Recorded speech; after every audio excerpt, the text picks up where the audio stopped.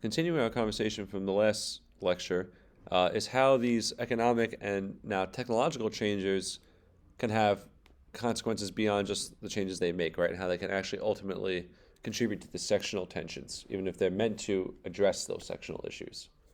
And so during this time period, the early 1800s into the mid 1800s, you have the process of industrialization. And as this happens, um, we're having what we also call the market revolution, right? So how people engage with each other in the marketplace um, changes as well. So we go from a time period where people and craftsmen, individuals made goods, right, to a system where people produce them in mass quantities and they sell and buy them. They become more consumers than they are producers. And a key part of this is also capitalism, right, which is a really important phrase that you've heard of probably a million times. And kind of a basic definition for capitalism is that it's an economic system, so a system of how the economy should run, in which private businesses and individuals control the means of production. And what that means, the means of production, are things like factories, land, machines. The things that are necessary to actually lead to production are owned and operated by private businesses and individuals. And they use those means to earn a profit and to produce capital or money. And this is not, so when this is happening, that means the government or the king or something like that, they're the ones who are not in charge of the economy, right? So it's privately run. And the basic tenets of this capitalist society, which is really a hallmark of the American way, is everyone has the right to pursue economic success. Everyone has the right to determine how they make and sell things. And everyone has a right to buy what they want, right? And so the law of supply and demand comes. If there's things that are available for me to buy and I want it, I will. If enough people want to buy that good, the value of it goes up because there's high demand for it, right? And then that's going to cause people to create more of that product to meet the demand, right? And that's how capitalism works. The supply and demand back and forth.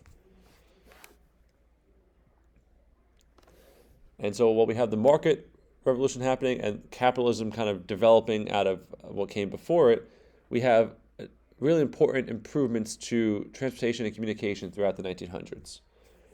Some of these things, like the telephone and the radio, are kind of after the fact of what we're focusing on right now, but they will have dramatic effects for the country later on. But the first one there, Morse code and the telegraph, that develops right around this time period we're talking about, right? The antebellum or pre-war, pre-Civil War nation. And it really is important because it helps rapidly improve communication. So before this time, in order to get, say a piece of mail or piece of information from New York to Virginia, someone would actually have to go and deliver it, right? A handwritten note or whatever. With Morse code, that could be pressed into the telegraph, which would be shot across a wire, come out on the other side, translated and given to the people. So what would take weeks or days would now just take minutes or hours, right? And so that's a huge improvement from what came before.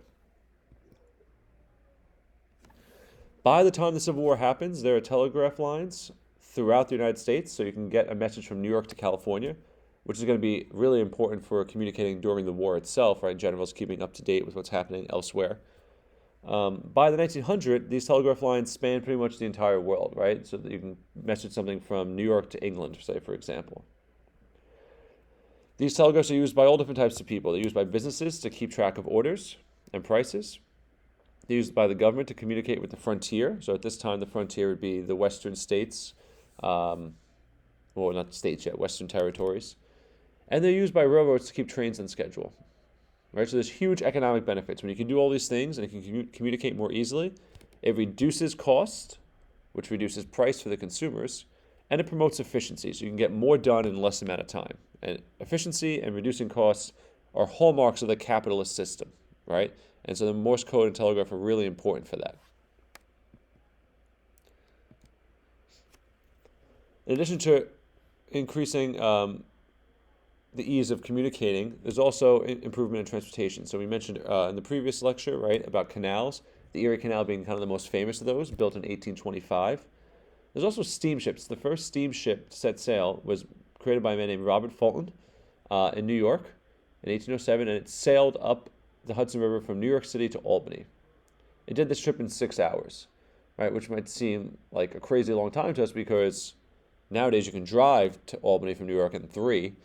Um, but at the time period, there was no faster way of getting to Albany, right? Connecting the political capital of the country, of the state, to its financial and economic and social center. By the year 1830, so just less than 30 years later, there were over 200 steamship companies operating in the West on the Mississippi River, right? So really quickly, these steamships and the speed at which they can transport goods are now being employed in the economy. Canals eventually become overshadowed by the invention of railroads, and so by 1850, there were 10,000 miles of railroad lines laid. So it's pretty substantial. Um, it's even more dramatic in 1859 when almost 2 billion tons of freight or goods are being transported every single year. Right. So by the start of the Civil War, railroads are the major source of trade and transportation in the United States, coupled with the telegraph lines.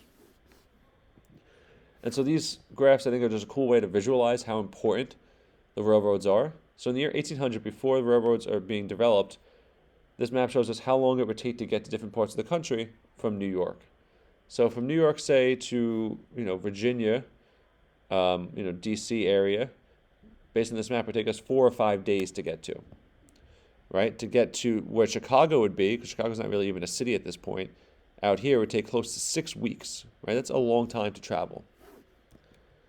By the time we fast forward about half a century, right before the start of the Civil War, railroads are much more efficient, and now we can see we can get us way past Washington, D.C. in a day, and out to Chicago in about 3 days, right? So this is a dramatic improvement in transportation. What once took 6 weeks to get to Chicago, now it takes 6 weeks, or less than that, it takes 3 or 4 weeks to get all the way across the country to California. A major improvement. And this here also kind of shows us, right, the network, the infrastructure network that was mostly done by private hands, right, this capitalist system, but with some help from the federal government, like that national road we mentioned, which you can see on this map here, the red dotted line, and some of the other canals and canals and railroads. Right, so much of the east, northeast, and Midwest are very well connected. There are absolutely railroads in the South as well, as you can see by these lines. But there's much fewer railroads, right, in the South. And actually, large parts of the South don't have railroads, they just have regular roads, right? So you can see even from this map, right, that industrialization is playing a more significant role in the North than it is the South, right? There's much more development and infrastructure in the North, places like Pennsylvania, New York, right, than there are in places like Georgia or South Carolina.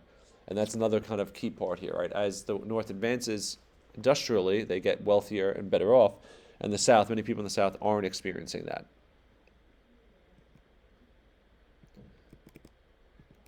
All right, and so we're going to stop there for this one, right? It's just kind of showing you, though, the impact this technology will eventually have on sectionalism. This map does a good job of highlighting that here. So we're going to stop there for this, and we'll pick up next time by talking about the growing power of the federal government.